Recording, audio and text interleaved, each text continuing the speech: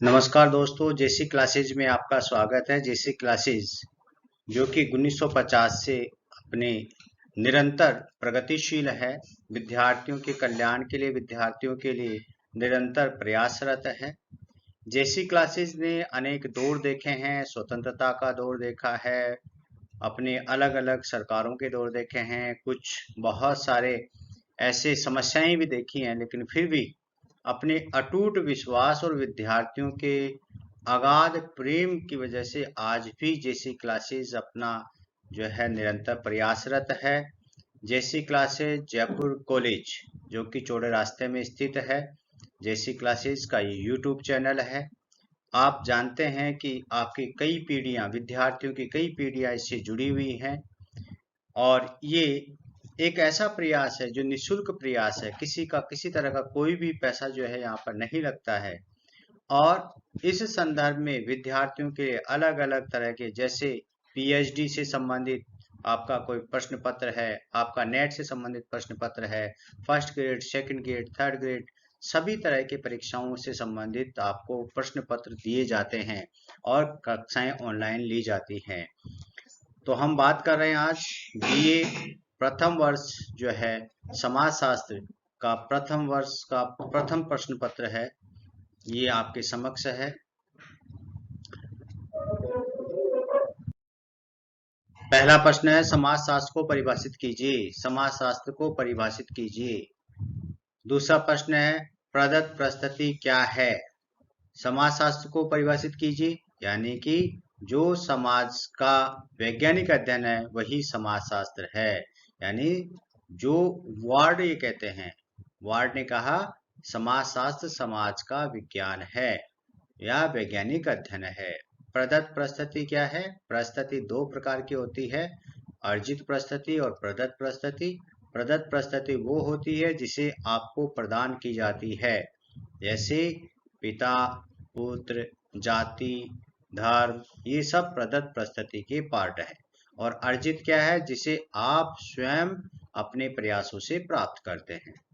संस्कृति को परिभाषित कीजिए। संस्कृति आचार, विचार, व्यवहार, मूल्य, मानदंड सब संस्कृति है। संस्कृति की दो विशेषताएं बताइए। संस्कृति में सामाजिकता का गुण होता है। संस्कृति समाज के लिए लाभदायक होती है। समाज और एक समाज में अंतर बताइए। समाज व्यापक होता है, एक समाज सीमित होता है। समाज में बहुत सारी विशेषताएं होती, एक समाज में एक विशेषता पाई जाती, जैसे महिला समाज, पुरुष समाज, आर्य समाज, ये सब एक समाज के पार्ट हैं। सहयोगी एवं असहयोगी प्रक्रिया में अंतर बताइए। सहयोगी एवं असहयोगी दो प्रकार की सामाजिक प्रक्रियाएं होती हैं। सहयोगी सामाजिक प्रक्रियाएं समाज को आगे बढ़ाती हैं, असहयोगी सामाजिक प्रक्रियाएं समाज में बाधा उत्पन्न करती है। समुदाय और समाज में दो अंतर बताइए। समुदाय जो कि एक क्षेत्र विशेष में रहने वाले लोग हैं वो समुदाय होता है, जैसे मालवीय नगर तो एक भौगोलिक क्षेत्र हो गया, तो ये समुदाय हो गया। समाज जैसे भारतीय समाज, ठीक है, जैसे हिंदू समाज, जैसे ये सब समाज के पार्ट हैं। सामाजिक क्रिया किसे कहते हैं। दो या दो से अधिक इकाइयां अगर आपस में अंतर क्रिया करती हैं तो उसे सामाजिक क्रिया कहते हैं। सामाजिक परिवर्तन के स्वरूपों को बताइए। सामाजिक परिवर्तन के तीन स्वरूप हैं, आपका चक्रीय, रेखीय और वलयाकार। तो इस तरह से सामाजिक परिवर्तन के तीन स्वरूप हैं। सामाजिक नियंत्रण के स्वरूप बताइए। सामाजिक नियंत्रण के जो है आपके औपचारिक, अनौपचारिक हो सकता है, प्रत्यक्ष, अप्रत्यक्ष हो सकता है। तो अलग अलग विद्वानों ने, जैसे गिन्सबर्ग है, सोरोकिन है, और भी बहुत सारे विद्वान हैं जिन्होंने इनके स्वरूपों की चर्चा की है।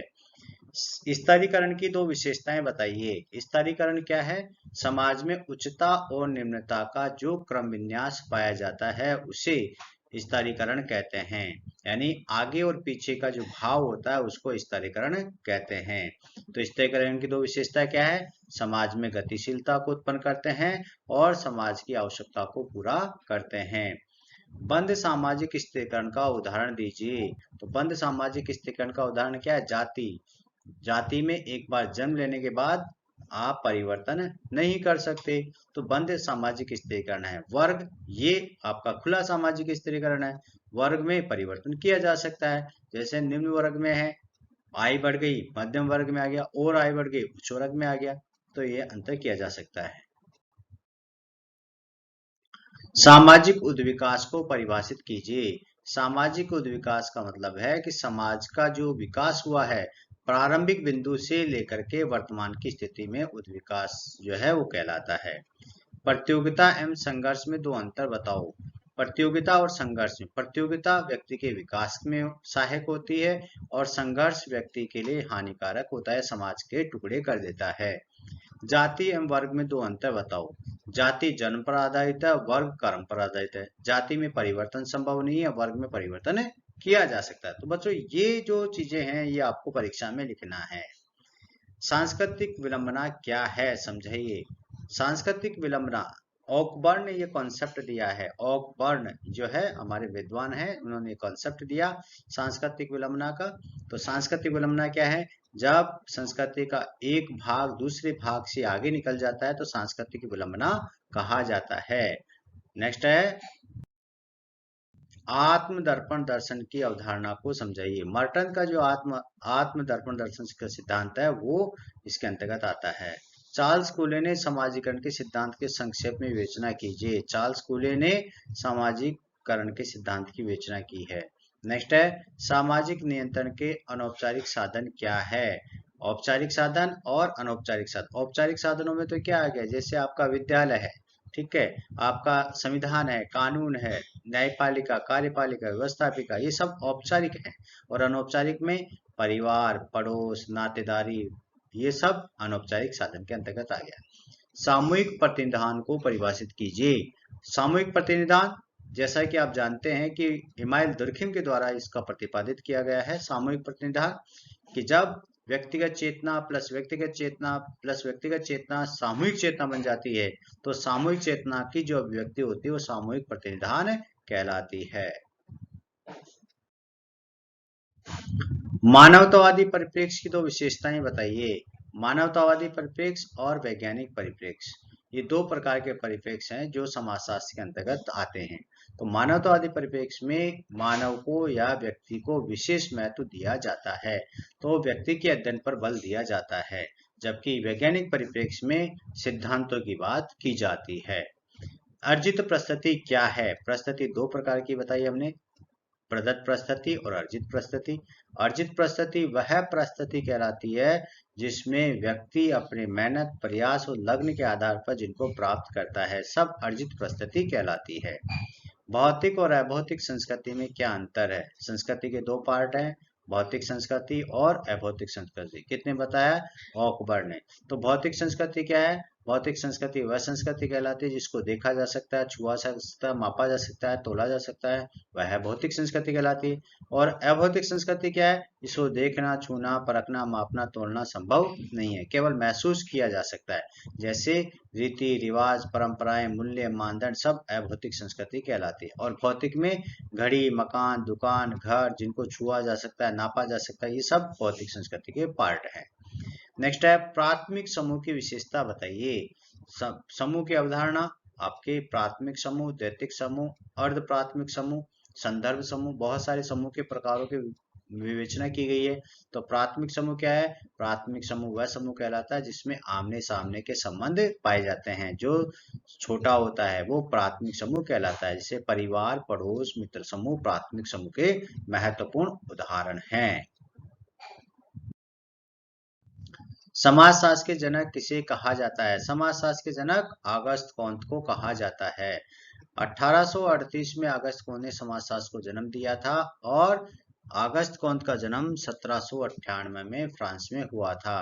तो पहले देखिएगा, समाजशास्त्र ऐसा नहीं कि पहले नहीं था, समाज नहीं था, सामाजिक घटनाएं नहीं थी, लेकिन एक स्वतंत्र विज्ञान के रूप में स्थापित करने का काम अगस्त कॉन्त के द्वारा किया गया था। इससे पहले समाजशास्त्र को एक संयुक्त विषय के रूप में अध्ययन किया जाता था। इसमें वैज्ञानिक आधार पर अध्ययन करने का कार्य अगस्त कॉन्त के द्वारा किया गया, इसीलिए अगस्त कॉन्त को समाजशास्त्र का जनक या पिता कहा जाता है। तो अगस्त कॉन्त ने समाजशास्त्र को जन्म दिया है। समाजशास्त्र में राजनीति विज्ञान के मध्य क्या अंतर है? समाजशास्त्र व राजनीति विज्ञान में क्या अंतर है? समाजशास्त्र में सामाजिक घटनाओं का अध्ययन किया जाता है। राजनीति विज्ञान में समाज में रहने वाले लोगों के द्वारा जब व्यवस्थापिका, कार्यपालिका इत्यादि का अध्ययन किया जाता है तो वो राजनीति विज्ञान के अंतर्गत आता है। समाज सामाजिक संबंधों का जाल है। किसने कहा? समाज सामाजिक संबंधों का जाल है। तो ये आपके टालकट पार्सन्स जो है समाज सामाजिक संबंधों का जाल है। सामाजिक व्यवस्था को परिभाषित कीजिए। जब समाज की अनेक छोटी छोटी उपव्यवस्थाएं मिलकर के और एक हो जाती है तो ये सामाजिक व्यवस्था कहलाती है। संदर्भ समूह से आप क्या समझते हैं? संदर्भ समूह का अभिप्राय होता है जिस समूह के व्यक्ति सदस्य नहीं होते हैं और उस समूह के सदस्य बनने के लिए जब प्रयास करते हैं तो ये संदर्भ समूह कहलाता है। जैसे अभी आप बीए फर्स्ट ईयर में हैं और सेकेंड ईयर का प्रयास कर रहे हैं, सेकेंड ईयर में जाने के लिए आप प्रयास कर रहे हैं, तो सेकेंड ईयर आपके लिए क्या हो गया? संदर्भ समूह हो गया है। तो संदर्भ समूह मर्टन के द्वारा दिया गया। प्रदत्त प्रस्तुति व अर्जित प्रस्तुति में कोई दो अंतर बताइए। यहाँ ग्रामेटिकल मिस्टेक है कि प्रदत्त प्रस्तुति और अर्जित प्रस्तुति में क्या अंतर है। प्रदत्त प्रदान की जाती है, अर्जित ग्रहण की जाती है, अर्जित अचीव की जाती है। प्रदत्त प्रस्तुति में परिवर्तन संभव नहीं है, अर्जित प्रस्तुति में परिवर्तन संभव है। भूमिका पुंज की अवधारणा किसने दी? भूमिका पुंज क्या है कि भूमिका पुंज का मतलब होता है कि जब अनेक भूमिकाओं को एक साथ निर्वाह करने की बात आती है तो भूमिका पुंज कहलाता है। समाजीकरण को परिभाषित कीजिए। समाजीकरण क्या है? समाज में रह करके जब हम सामाजिक घटनाओं को सीखते हैं तो समाजीकरण कहलाता है। सामाजिक मूल्य, आचार, विचार, नैतिकताएं, प्रथाएं इत्यादि को जब ग्रहण करते हैं तो ये समाजीकरण कहलाता है। संदर्भ समूह आ गया। तो नेक्स्ट है संदर्भ समूह की अवधारणा किसने दी? मर्टन ने दी। मान्यताओं एवं मूल्यों में अंतर बताइए। मान्यताएं एवं मूल्य में क्या अंतर है? लघु एवं बृहद संप्रदाय की संकल्पना किसने दी? लघु एवं बृहद संप्रदाय की जो संकल्पना है वो किसने दी? पर संस्कृति ग्रहण से आप क्या समझते हैं? पर संस्कृति ग्रहण जब एक संस्कृति के तत्व दूसरी संस्कृति में मिलते हैं या दूसरी संस्कृति के लोग ग्रहण करते हैं तो पर संस्कृति ग्रहण कहलाती है। जैसे आज आप अपने विवाह समारोह में भांगड़ा करवाते हैं तो ये पर संस्कृति ग्रहण कहलाता है, क्योंकि ये बेसिकली पंजाब से है और पंजाबी लोग करते हैं। लेकिन आजकल जो है विवाह के समय दूल्हा दुल्हन को स्टेज पे ले जाते हैं तो भांगड़ा जो बजाया जाता है, तो ये एक पर संस्कृति ग्रहण है। वैसे तो इस तरह से एक संस्कृति के तत्व दूसरी संस्कृति द्वारा ग्रहण किया जाता है तो पर संस्कृति ग्रहण कहलाता है। सामाजिक प्रकार की अवधारणा किसने दी? सामाजिक क्रिया की अवधारणा किसने दी? आप क्या समझ? सामाजिक प्रकार नहीं है, सामाजिक क्रिया। सामाजिक क्रिया की अवधारणा किसने दी?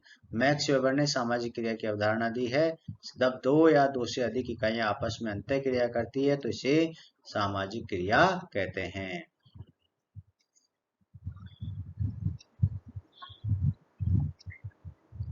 ओकबर्न द्वारा प्रतिपादित संस्कृति के प्रकार बताइए। अकबर नहीं है, ये ओकबर्न है। ओकबर्न द्वारा प्रतिपादित संस्कृति के प्रकार बताइए।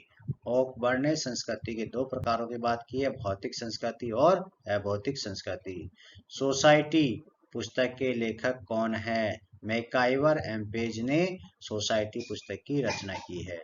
संस्कृति पर्यावरण का मानव निर्मित भाग है। संस्कृति पर्यावरण का मानव निर्मित भाग है। किसने कहा? किसने कहा? पर संस्कृति पर्यावरण का मानव निर्मित भाग है, किसने कहा? यहाँ ग्रामेटिकल थोड़ी मिस्टेक है तो हम इसको सही कर रहे हैं कि संस्कृति पर्यावरण का मानव निर्मित भाग है। किसने कहा? हर्स्कोविट्ज ने कहा है। सामाजिक मूल्य क्या है? सामाजिक मूल्य समाज के जो ऐसे नियम जिनके द्वारा समाज नियंत्रित होता है, निर्देशित होता है, आगे बढ़ता है, सामाजिक मूल्य कहलाते हैं। सांस्कृतिक क्षेत्र की अवधारणा किसने दी? सांस्कृतिक क्षेत्र की अवधारणा किसने दी? मानव समाज पुस्तक के लेखक कौन है? एस.सी. दुबे मानव समाज की पुस्तक के लेखक हैं। समिति क्या है? समिति नीति नियम कायदे कानूनों की एक व्यवस्था है। समिति क्या है? नीति नियम कायदे कानूनों की। देखिएगा, समिति, समाज, समुदाय, संस्था, ये अलग अलग शब्द हैं। समाजीकरण के प्रमुख अभिकरण कौन कौन से हैं? समाजीकरण के प्रमुख अभिकरण कौन से हैं? परिवार, पड़ोस, मित्र समूह, विद्यालय, धार्मिक, आर्थिक, राजनीतिक संगठन, ये सारे संप्रदाय। समाजशास्त्र का स्वरूपात्मक संप्रदाय क्या है? समाजशास्त्र में दो संप्रदाय हैं, स्वरूपात्मक संप्रदाय और समन्वयात्मक संप्रदाय। जो स्वरूपात्मक संप्रदाय है वो समाज की घटनाओं के स्वरूपों का अध्ययन करने पर बल देता है, जैसे जॉर्ज सिमेल, वान वीज, विरकांट, टॉनेज, मैक्स वेबर, ये इसके प्रतिपादक रहे हैं। भूमिका संघर्ष को परिभाषित कीजिए। जब व्यक्ति के सामने एक समय में दो भूमिकाओं को निर्वाह करने की स्थिति आती है तो ये भूमिका संघर्ष कहलाता है। विकास को परिभाषित कीजिए। जब पहले वाली स्थिति से दूसरी स्थिति में बदलाव आता है तो वह विकास कहलाता है। जब पहले वाली स्थिति से ऊपर वाली स्थिति में जाते हैं तो वह विकास कहलाता है, जो कि समाज के लिए लाभकारी होता है। प्रगति को परिभाषित कीजिए। प्रगति क्या है कि समाज में जो गतिशीलता है वह प्रगति कहलाती है, लेकिन इसमें नेगेटिव और पॉजिटिव दोनों चीजें आ जाती है। विकास में केवल पॉजिटिव बात की जाती है और प्रगति जो होती है नेगेटिव पॉजिटिव दोनों बातें इसमें आ जाती है। समुदाय का आधार क्या है? समुदाय का आधार है क्षेत्र, विशेष रूप से एक क्षेत्र में रहने वाले लोगों को एक समुदाय कहा जाता है। जाति की कोई दो विशेषता बताइए। जाति जन्म पर आधारित है, ठीक है, जाति जन्म पर आधारित है, जाति में परिवर्तन नहीं किया जा सकता, जाति समाज में स्तरीकरण करती है। तो ये बहुत सारी विशेषताएं हैं। सांस्कृतिक प्रतिमान से क्या अभिप्राय है? संस्कृति को सुरक्षित रखने के जो नीति नियम कायदे कानून है वह सांस्कृतिक प्रतिमान कहलाते हैं। सामाजिक उद्विकास और सामाजिक प्रगति में अंतर बताइए। सामाजिक उद्विकास प्रारंभ से लेकर के और वर्तमान तक आता है और सामाजिक प्रगति उद्विकास का एक पार्ट है। तो प्रगति जो है वो पर्टिकुलर किसी निश्चित समय की बात करता है। समाजशास्त्र के वैज्ञानिक परिप्रेक्ष्य को परिभाषित कीजिए, जिसके अंतर्गत समाज का वैज्ञानिक तरीके से अध्ययन करने की बात की जाती है, सिद्धांतों की बात की जाती है। वर्ग क्या है? वर्ग क्या है? वर्ग क्या है? वर्ग क्या है बेटा? वर्ग एक ऐसा समूह जो अपने हितों को ध्यान में रख करके बनाया गया है वह वर्ग कहलाता है। आत्म दर्पण दर्शन के सिद्धांत को प्रस्तुत कीजिए। आत्म दर्पण दर्शन का मतलब होता है कि जैसा आप व्यवहार करते हैं समाज आपको वैसा ही प्रत्युत्तर देता है। अगर आपका व्यवहार गलत है तो समाज आपको नेगेटिव प्रत्युत्तर देता है, अगर आपका व्यवहार सही है तो समाज आपको सही प्रत्युत्तर देता है। भाई, आपके व्यवहार, आपको कह सकते हैं कि समाजीकरण जो होता है उसमें आप, समाज आपका दर्पण है। जैसे हम होता है सुबह उठ करके नहाते धोते हैं, कपड़े पहनते हैं, दर्पण के सामने जाते हैं तो पता चलता है हम कैसे लग रहे हैं। उसी प्रकार से समाज में आपका व्यवहार कैसा है ये आप आत्म दर्पण दर्शन के अंतर्गत पता करते हैं। पार्ट बी देखिएगा, आपके यहाँ पर जो विश्वविद्यालय द्वारा सिलेबस पूरा दिया जाएगा, किंतु उसमें आपको ये छूट है कि 1.5 घंटे के अंतर्गत आप अपना प्रश्न पत्र करेंगे और आपको सिर्फ आधा प्रश्न पत्र करना है। यानी कि जो शॉर्ट क्वेश्चन होंगे वो 40 मार्क्स के होंगे, बड़े क्वेश्चन 60 मार्क्स के होंगे। तो दोनों को में से कोई सा भी आप कर सकते हैं। 40 का अगर शॉर्ट करते हैं तो 10 नंबर का बड़ा कर लीजिए, और अगर 20-20 नंबर के दो बड़े कर लेते हैं तो 10 नंबर के छोटे प्रश्न आपको करने हैं। भाग ब है, भाग 2 है। इसमें समाजशास्त्र को परिभाषित कीजिए। समाजशास्त्र के विषय क्षेत्र में विषय सामग्री की विवेचना करो। तो इसमें आपको प्रस्तावना लिखनी है, प्रस्तावना के बाद समाजशास्त्र का विषय क्षेत्र लिखना है और विषय क्षेत्र के बाद विषय सामग्री की चर्चा करनी है।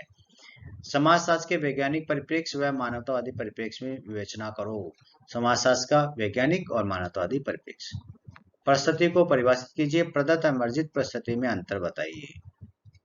नेक्स्ट है सामाजिक समूह को परिभाषित कीजिए। प्राथमिक और दैतिक समूह को समझाइए। नेक्स्ट है सामाजिक स्थिरीकरण को परिभाषित कीजिए, स्थिरीकरण के प्रमुख आधारों का उल्लेख कीजिए। नेक्स्ट है सामाजिक परिवर्तन से आप क्या समझते हैं, सामाजिक परिवर्तन के प्रकारों का उल्लेख करो। तो इस तरह से समाज शास्त्र का बीए प्रथम वर्ष का पहला पेपर है ये समाज शास्त्र का। तो इस तरह से आप इन प्रश्नों को देख करके अधिक से अधिक मार्क्स आप प्राप्त कर सकते हैं। थैंक यू, धन्यवाद।